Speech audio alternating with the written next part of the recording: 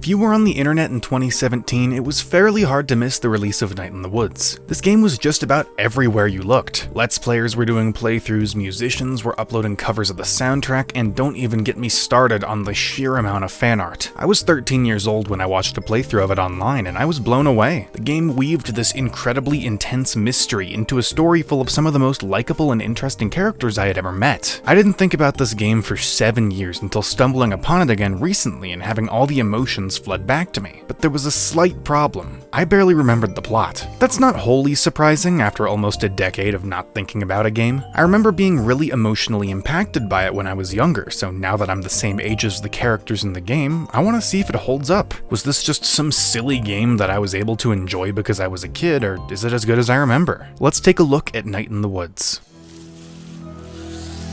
The presentation of this game is incredible right from the get-go. One of its strongest selling points was the visual style and soundtrack, which bleeds right into the title screen. I did this playthrough with friends and everyone seemed to agree that the visuals were one of their favorite parts.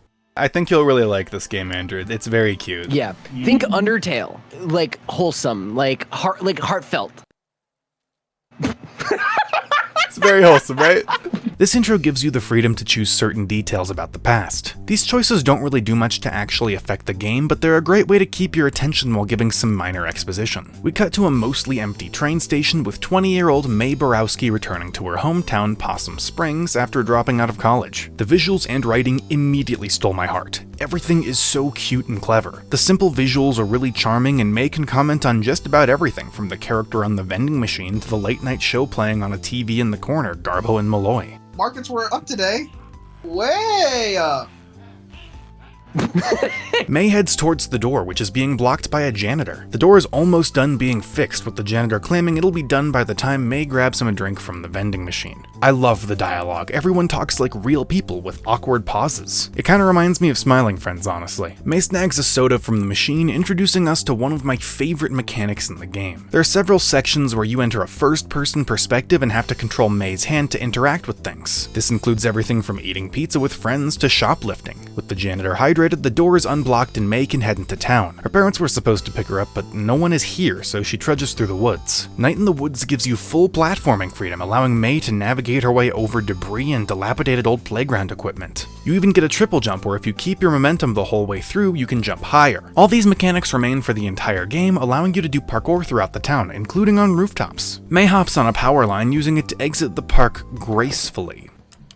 This here is May's aunt, a member of the Possum Springs Police Department that saw May in an off-limits area. She escorts May home with a warning, although it takes a threat of jail time to get her moving. May's father doesn't seem all that concerned that he forgot to pick May up, or even that she was arrested by a family member on the way over. May's too tired to deal with this right now, so she heads upstairs to get some sleep. The next morning, she talks to her mother, who actually seems apologetic about missing the pickup. She tries to get an answer regarding why her daughter left college so abruptly, but May sidesteps the question for the time being. For now, it's time to meet up with some old friends. Throughout the town, you get to interact with all of May's old neighbors and colleagues, spending time with them in a ton of different ways. This is one of my favorite parts of the entire game. I loved learning about their relationships with May and getting to experience the great writing. Every single person speaks in a completely unique way, has a distinct personality, and you can learn more about them by interacting with them each day. The standouts for me were Selmers, who will share her unusual poems with you, Mr. Chazikov, May's old teacher who will show you the constellations, and Lori, a horror movie-obsessed teenager who will talk to you about films. The sheer amount of interactions that the developers included really makes Possum Springs feel like a real town. It adds a lot of depth. As May explores, some townsfolk will refer to her as Killer. This is in reference to the fact that May put someone in the hospital at some point in the past, but nobody's really specific on the details. That'll come later though. More importantly, let's head down to the gas station and meet May's old buddy Greg. I freaking love Greg. He's so enthusiastic and wholesome. He gets really excited when he hears that May is back from college and immediately drags her to band practice with their other friends. Back in high school, May and Greg were in a band together with their mutual friend Casey and Greg's boyfriend Angus. Angus is still the lead singer, but their drummer Casey is absent, replaced by May's old friend B. There is some serious tension between these two. Things feel really awkward. Band practice includes a really fun minigame that I was not at all prepared for. I grew up on Nintendo systems, so a rhythm game with Xbox button prompts was not built for me. The control schemes are completely reversed, and the muscle memory that I built from being chronically addicted to Mario Party DS was not helping me be accurate. I found out later on that you can switch to keyboard button prompts, but for right now you can all enjoy watching me miss half of the notes. At least it makes sense canonically, since May doesn't even know this song. I think this is the perfect time to talk about the game's soundtrack, which I think is one of its strongest assets. Everything is a complete bop, from the background music to the songs playing during band practice. I'll be using tons of these songs in the background of this video, and I'll leave a list of them in the description with timestamps. After practice, everyone heads out for dinner, where May learns that she was the only one to head out for college, while the others got jobs and have been trying to get by on their own. May asks about Casey, learning that he went missing. He left without a word, presumably hopping on a train and never looking back. Once their meal is finished, the group heads outside only to find a dismembered arm on the side of the road. They do the only thing you can do when you see something like that. Ooh, what the hell? After poking the arm with a stick enough times, May accidentally pushes back the sleeve, spotting a diamond tattoo on the wrist. Before they can discuss much about this clue, Aunt Mall Cop arrives on the scene, forcing everyone to head home using the buddy system. B offers to drive May home, which I'm a little wary of after all the tension earlier. They only get a few blocks down the road until May asks about B's job in the family business. She asks if her parents are training her to take over, prompting B to immediately kick May out of the car with absolutely no explanation. May walks home, getting an apology from her father upon entering. They decide to pretend that May got home tonight instead, having a cute little interaction as if they had just gotten back from the bus stop. He seems pretty worried when May tells him about finding that arm on the side of the road, deciding to shoot an email over to Aunt Mall Cop. May is completely unfazed, heading to bed as if finding part of a dead human being on the ground is a perfectly normal occurrence. The next morning, May realizes that she hasn't been online in 36 whole hours. What kind of Gen Zer is she? Upon opening her laptop, May realizes that her computer has been hacked. I completely feel for May here. The reason my username is Ben again is because I got hacked a few years back and lost my Discord account. When I made a new one, it was Ben again. That's one of the reasons I ended up majoring in cybersecurity in college. Internet security is really important to me, which is why I'm excited that this video has been sponsored by NordVPN. NordVPN is a virtual private network that allows you to keep yourself safe online by encrypting your data and blocking malware and ads. It allows you to disguise your IP address, letting you appear as if you were anywhere in the world. With over 5,400 servers in 60 countries, you can enjoy region-locked content and prices at the press of a button. Something my favorite cyber professor used to say is, if the product is free, you are the real product. Free VPNs are infamous for stealing and selling your data. NordVPN has a strict no-logs policy. They won't track, collect, or share any of your data, making your browsing experience truly private. I've used a lot of VPNs over the years. I've even set up my own for a class project, but Nord is by far the best VPN I have ever used when it comes to ease of use, security, and affordability. I always have my VPN on whenever I'm using public Wi-Fi. Get a massive discount on a 2-year plan when you sign up at nordvpn.com/benagain. Plus, when you use my link, you'll get an additional 4 months for free. As part of a summer special happening right now, if you sign up soon, you'll also get a voucher for 20 gigabytes of data through the eSIM service Saley at no extra cost. This is happening for a super limited amount of time, so make sure to take advantage of this deal at nordvpn.com/benagain. It's completely risk-free with Nord's 30-day money-back guarantee, and it's the best deal out there. Visit nordvpn.com/benagain or click the link in the description below. The only person that May knows who's good with computers is Angus, although she's a bit embarrassed to show him the images flickering all over her desktop. May heads down to the video store where he works, but the worker says that he went home for the day. His apartment's buzzer is missing the button, but that's nothing some old-fashioned electrocution can't solve. Angus hands May a flash drive that clears the problem right up. Even threw an old game on there called Demon Tower that's actually playable. It's a fairly tough game that gives you less health for each level. It doesn't do much other than give you a cool achievement for beating it, but it's a really fun addition. Other than playing old games, May can use her laptop to talk to her friends. There are icons for B, Greg, Angus, and Casey, although Casey is offline because of the whole being missing thing. May thanks Angus for all his help, and Greg asks about the laptop situation with tact and respect. He tells May that there's going to be a party in the woods tomorrow night. May's put in charge of asking B to be the chauffeur. Yikes. It doesn't actually go all that badly. We just get a little bit of sass and are told to be ready at 8:30. May heads home to get ready, and oh son of a, Aunt Mall Cop is sitting outside of May's house, stopping to see how May is doing after the whole finding a disembodied arm thing. She tries to tell May to be careful out there, but it really doesn't get through. May inhales some tacos, then examines herself in the mirror to practice some self-loathing, then some body positivity, then some introductions. This all just makes me love May even more, especially with her introductions. On the drive over, Greg tells May that her ex-boyfriend Cole might be there tonight. Sure enough, there he is. She claims she'll try and talk to him, but she needs a little bit of liquid courage first. May gets absolutely plastered and immediately starts oversharing. She tells Angus and Greg that her father had to stop drinking because he was deemed a danger to her and her mom. Despite Angus's protests, May keeps on drinking. Cole eventually approaches and tries to start a pleasant conversation, but May has a complete emotional breakdown where she threatens to stab people and declares herself a total trash mammal. Cole is super chill about this. He responds calmly and apologizes for upsetting her. Unfortunately, May cuts this short by throwing up all over the floor and getting driven home early by B. There's a really cool mechanic here where as you choose dialogue options, everything gets twisted by the alcohol. If you try and get May to say, "Remember when we used to be best friends?" she will instead say, "We used to be best friends, B. I still love you, B." Despite this inebriation, May manages to hold a conversation with B. She asks why B seems to be so mad at her all the time. They used to be great friends, calling each other Mayday and BB. May learns that the reason she was kicked out of the car last night was because she kept asking about B's mother. Somehow, she completely forgot that B lost her mother to cancer during senior year. B asks May what happened to her. She used to be smart and cool and fun to be around. B asks May why she even came back, making venomous comments implying that May decided to quit school because she was lazy. May starts bawling, with B helping the drunkard into bed. As May fades into sleep, B realizes that she can't fully blame May. While B grew up and started working a job, May stayed the same person at college. She leaves the room with 2 words. Good night, Mayday.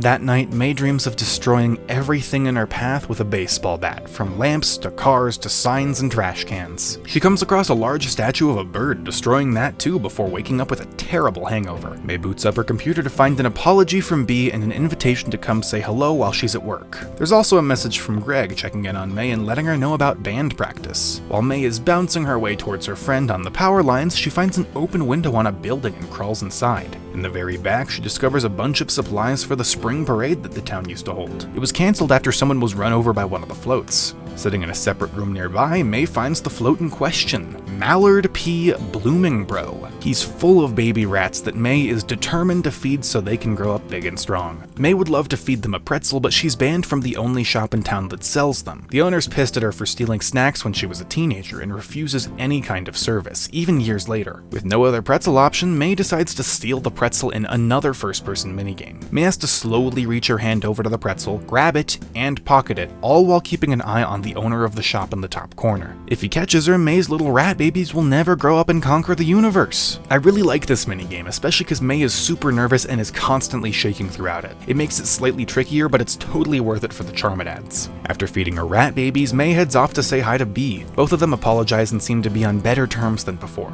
After visiting both Angus and Greg, the workday is over and the group meets up for band practice. They even have a spectator this time, Germ, who just kinda stands nearby and says unusual things. They get ready to play a new song, ignoring the fact that May once again does not know it. I like that each of these songs you can play come with lyrics too. It's led to some really great covers. Band practice ends up getting cut short by Angus having to deal with some family matters, leaving May to make a big decision. Does she hang out with Greg or B? This is one of the best parts of the game. You will frequently be given the option to hang out with either Greg or B. Whoever you hang out with the most will be more involved during the end of the game. There are different events each day for both characters, meaning every playthrough you do will be different. That combined with the interactions you can have with the townsfolk leads to a ton of replay value. When I was a kid, I wanted to spend more time with Greg since he was fun and simple, but as an adult, I want to spend more time with B to delve into the history between her and May. But don't worry, I'll still be hanging out with both friends. I'll be starting off with Greg purely because he plans to do crimes, and I want in on that. May and Greg meet at the abandoned grocery store, where this loser named Steve Scriggins lets them into the back room to choose between some old mascot heads to steal.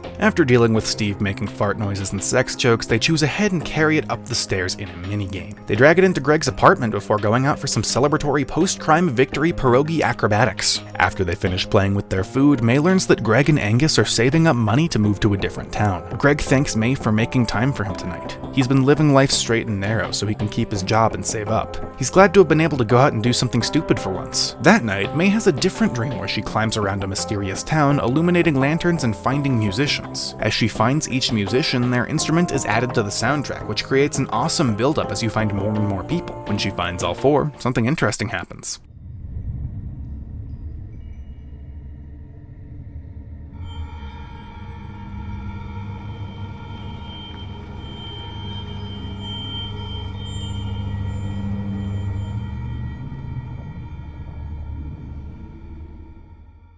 I'm not totally sure what that space bear thing was, but it was kinda terrifying. The next day is rainy, meaning we get one of my absolute favorite tracks in any soundtrack. It's playing in the background right now, and I absolutely adore it. May stops by Bee's shop, asking if she wants to hang out that night. She'll be doing a house call for work, but she invites May along. That night, the two meet with an old woman. She's insane. Completely insane. Like, her husband died and she kept taking care of his corpse, then got mad when the authorities found out and put a stop to it. You know, that kind of insane? Bee's job is to fix the furnace in the basement. Last time they sent someone out here, the old lady locked him in the basement for several hours. Bee asks her not to lock them in, with the woman denying ever having done that in the past. In the basement, Bee tells May not to touch anything while she fixes the furnace. May proceeds to completely ignore that, taping a bunch of random junk together in an attempt to help fix the issue. It breaks. Bee finishes up the job, but just as they feared, the basement door is completely locked. The reason they were here in the first place was because the broken furnace was making a racket that the old lady couldn't sleep through. So if May were to re-break the furnace,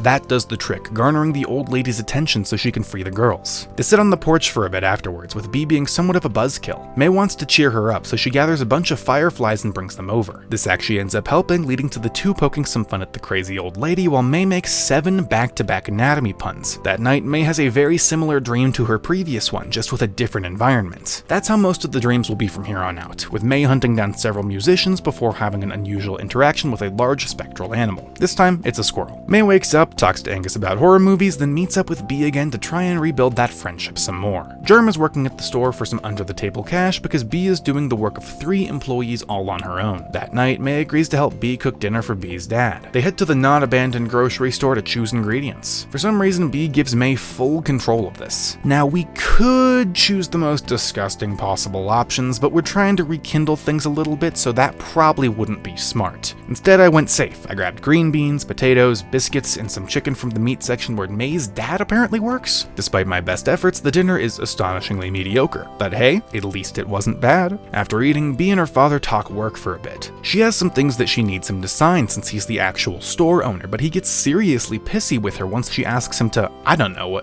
do his job so they can continue living in this apartment? What a jerk. Bee claims that she and May are gonna hang out in her room as an excuse for getting away from him. May asks about Bee's dad, learning that he's been having a breakdown over the last few years, barely doing any work. He pushes it all onto Bee while he lounges around, as if Bee hasn't also been mourning the death of her mother. May asks Bee why she doesn't try and stand up for herself. She deserves a lot better than this, but that statement does not sit right with Bee. This is something that really interests me about the dialogue options in this game. Sure, you have some control over May, but her personality drives the options that you have. She's not all that mature of a person, so while most people would ask Bee if there's anything they could do to help, especially since they just dropped out of college and have no idea what to do with their life, May instead doubles down here and criticizes the fact that Bee hasn't been fighting back. May's heart is in the right place, but Bee doesn't see it like that. She tells May to go to hell. May doesn't understand that Bee doesn't have that kind of control. She can't tell her dad to get over himself and start working again, because it'll create a familial divide. She can't fire the literal pedophile that has been working at their store for the last decade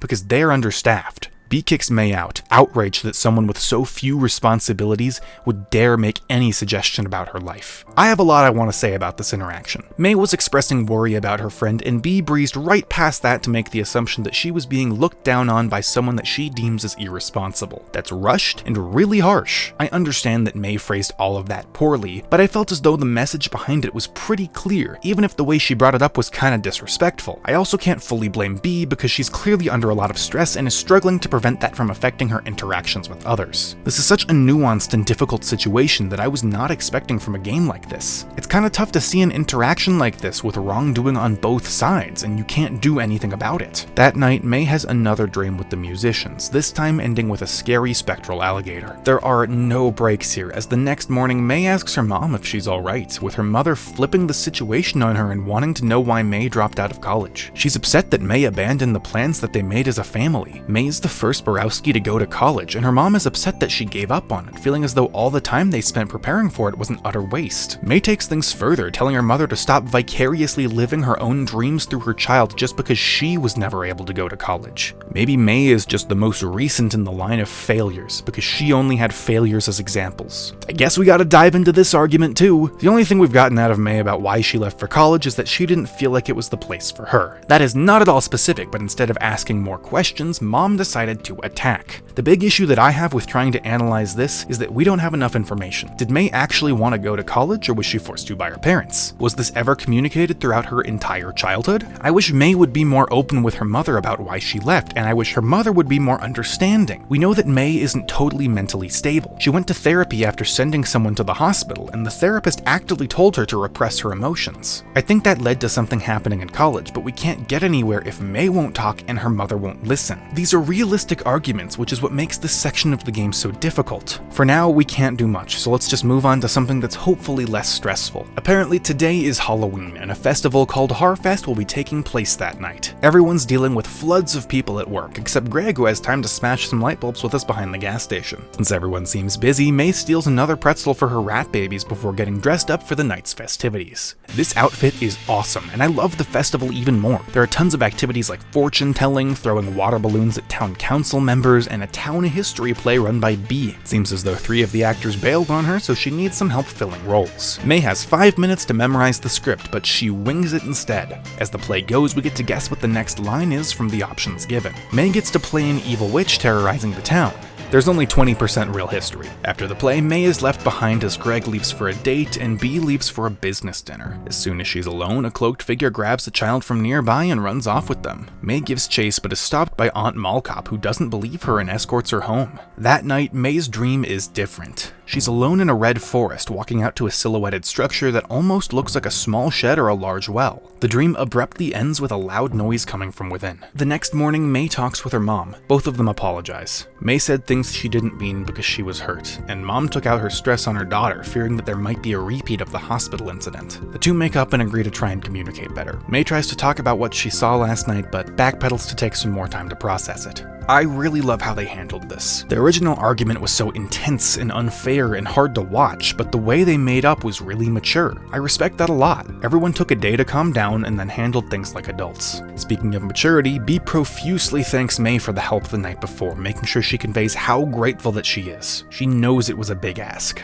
Greg and Angus apologize for not being able to do group plans and want to hold band practice today so everyone can spend time together. May feeds the rat babies, then heads off to band practice. Germ is here again. As weird as he is, the more we talk to him, the more chill he seems. I'm glad he keeps popping up every so often. This song, Pumpkinhead Guy, is by far the most difficult one for someone who can't read the button prompts. Look at this.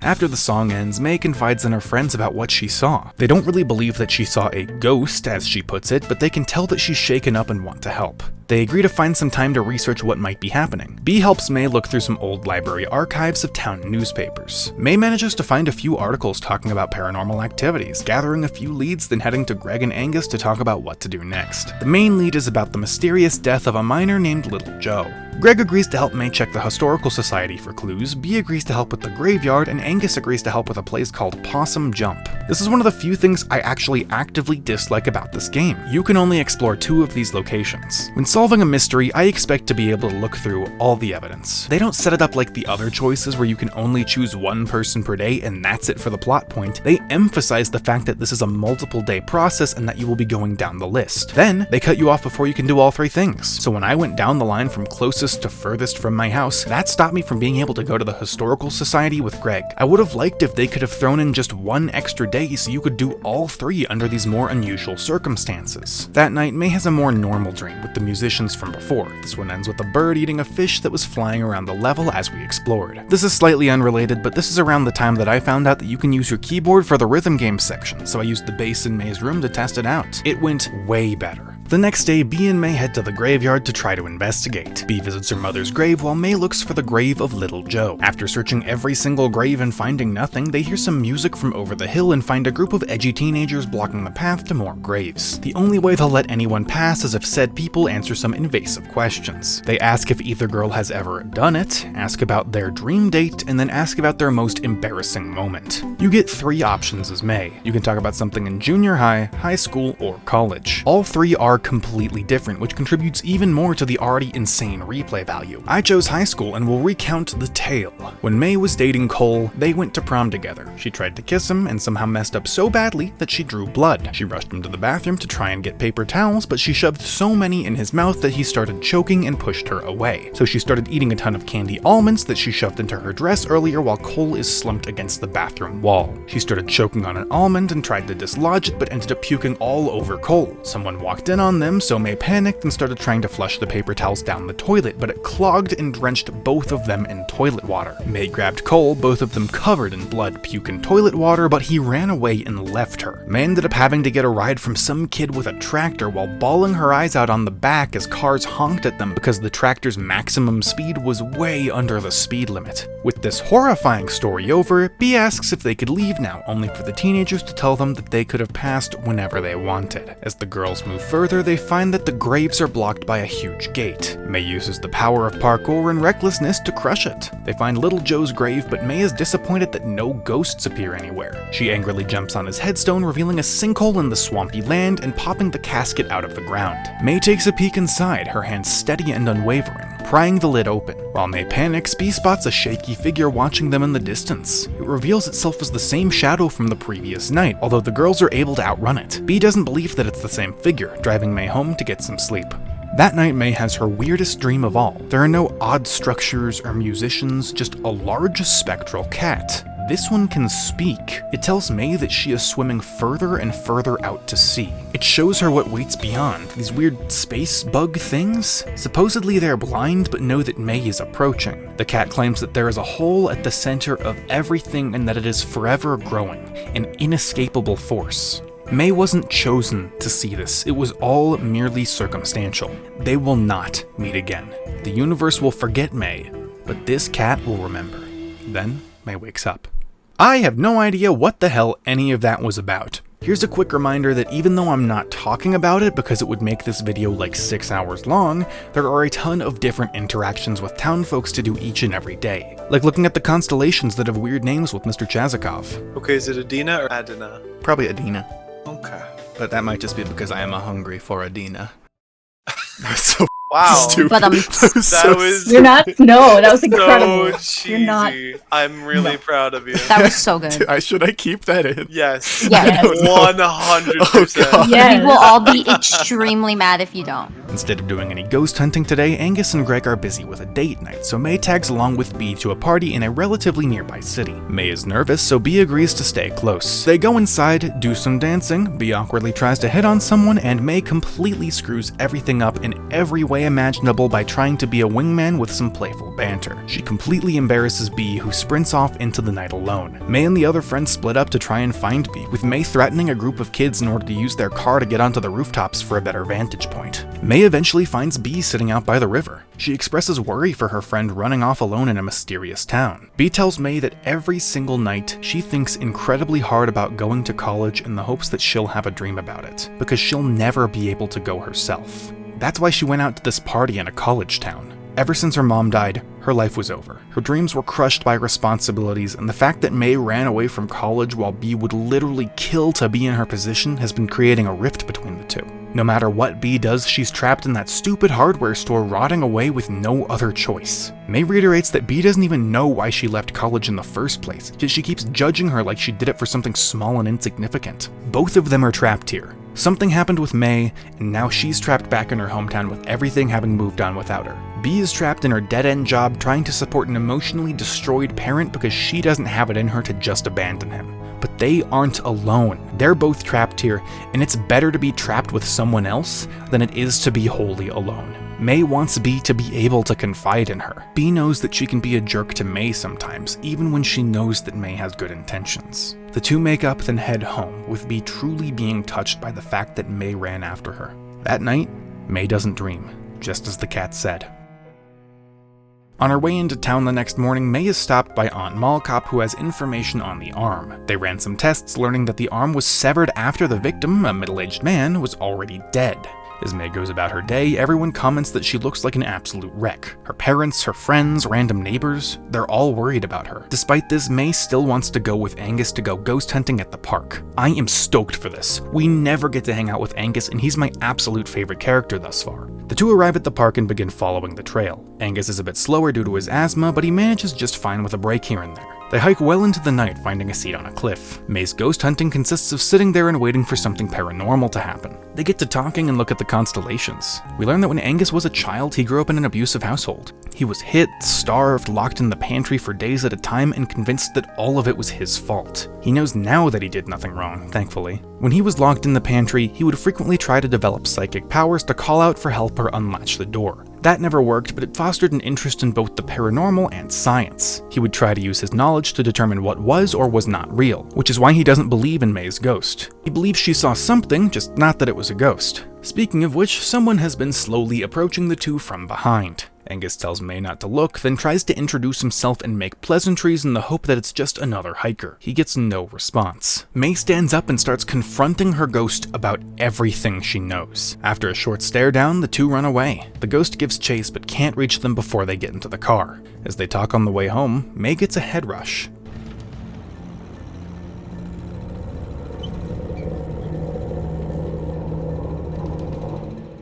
This is the most accurate depiction of that feeling that I have ever seen. It's super well done. May tells Angus that she needs to talk to everyone tonight, so he gathers the group at his apartment. Ever since May dreamed about the structure in the woods with the terrible noises, she gets the same exact awful feeling each time that the ghost appears near her. It's like every time it appears, something rips a hole in her brain. May plans to head up into the woods. She knows what she saw in her dream has to be there. Her friends refuse to let her go alone, leading to a trek through the woods in the middle of the night. As they walk deeper into the foliage, voices can be heard in the distance. It appears to be coming from the entrance to a mine shaft. Several cloaked figures stand around a tied-up person named Lerv. The others claim that he was responsible for leaving the arm outside the diner, and that he will now suffer the consequences. A struggle breaks out but is interrupted as May makes a noise from atop the hill. She's immediately recognized by name, prompting everyone to sprint away at full speed. The cloaked figures give chase, getting closer and closer to May before a gunshot rings out and everything cuts to black. This is your final spoiler warning for this game. If you just want to hear my final thoughts, please skip to the timestamp on screen or in the description. If you have any interest in this game and are in a position to acquire a copy, please go play it. I cannot do this game the justice that it deserves just by talking about how my playthrough went. Heck, you can even watch a Let's Play, just please experience this game.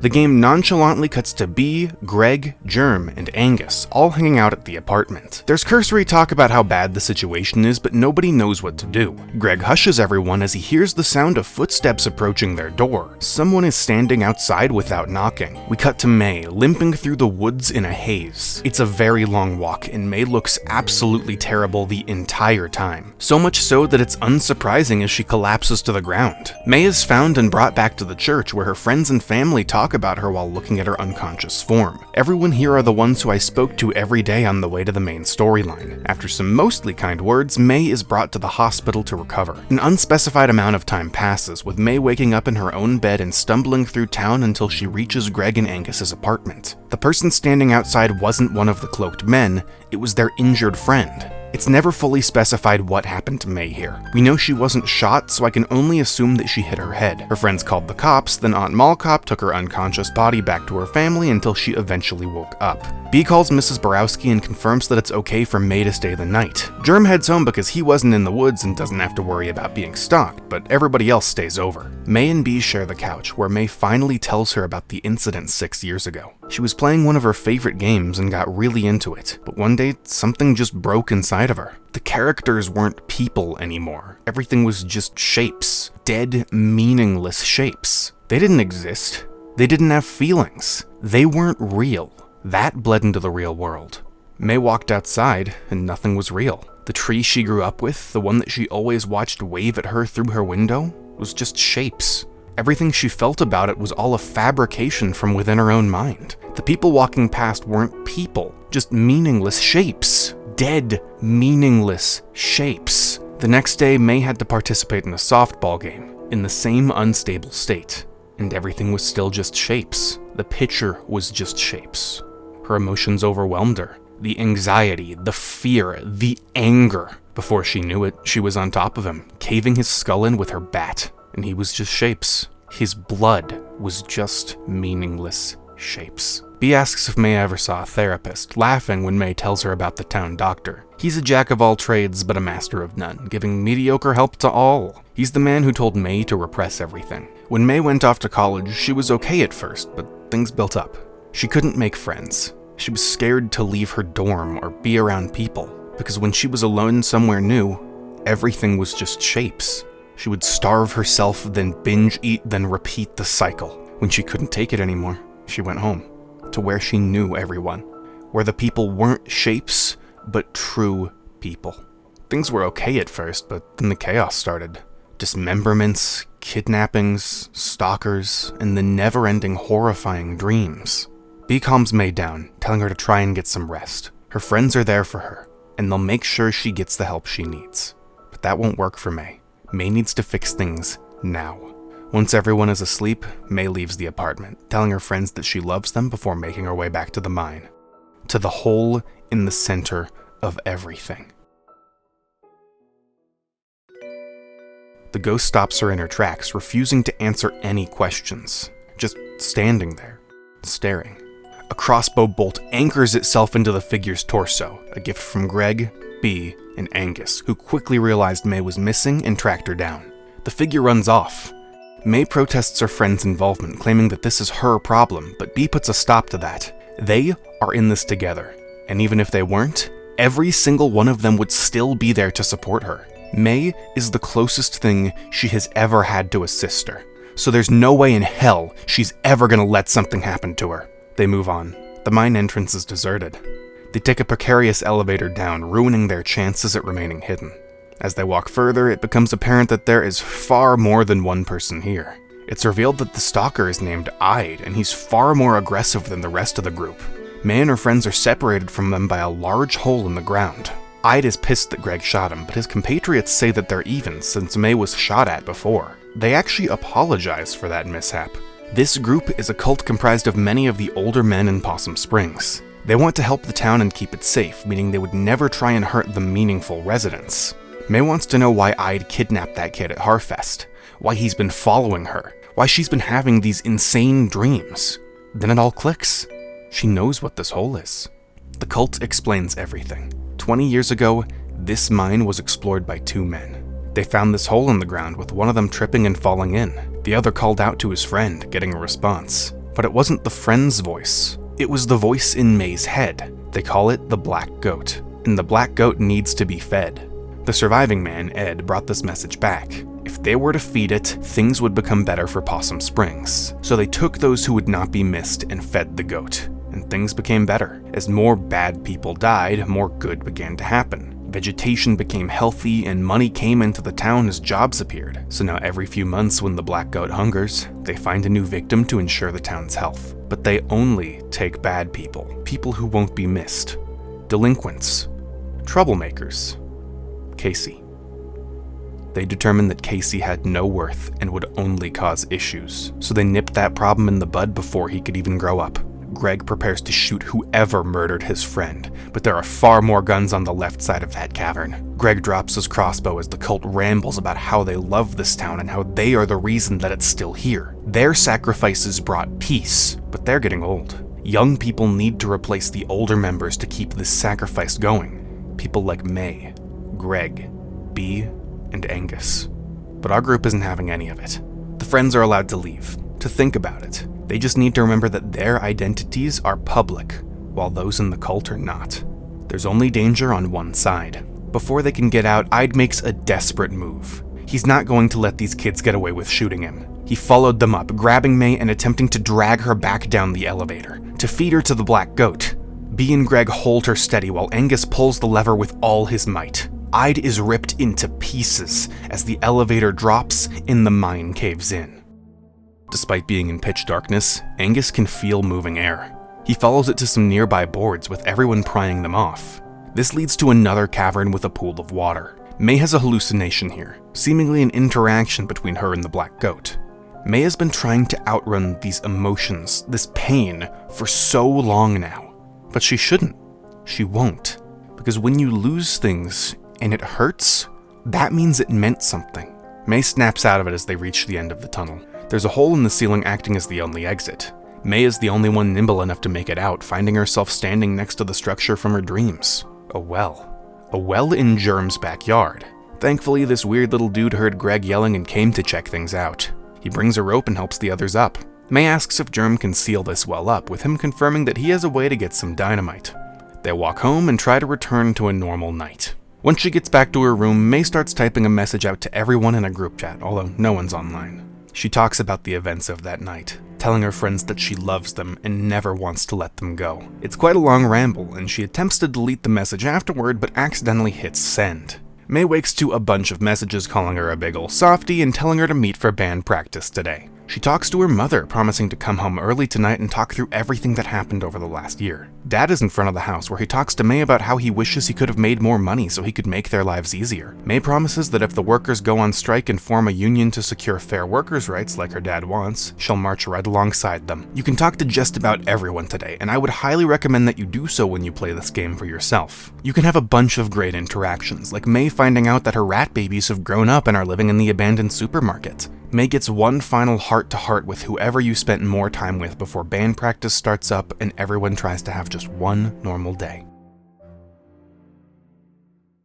I love this game. It hit me fairly hard as a kid, but it hit even harder as an adult. Now that I'm the same age as the characters, a lot more of the situations that they went through during their regular lives were far more relatable and endeared me to the characters more to make that ending even more impactful. The visuals are gorgeous, the soundtrack is incredible, and the gameplay was fun all the way through. I'm still completely blown away by the replay value. One of the reasons I didn't show Greg's route in this game is because I want as many people as possible to experience this masterpiece for themselves. There's so many small details that I saw while looking through the footage again, like May turning into shapes as she exited her dream. Things like that make me love this game even more. Night in the Woods is one of my favorite games of all time, and I will never be able to do it the justice it deserves. All I can do is encourage you to play it yourself, because I promise you, it's entirely worth it. I hope to see you all again. Have a great rest of your day.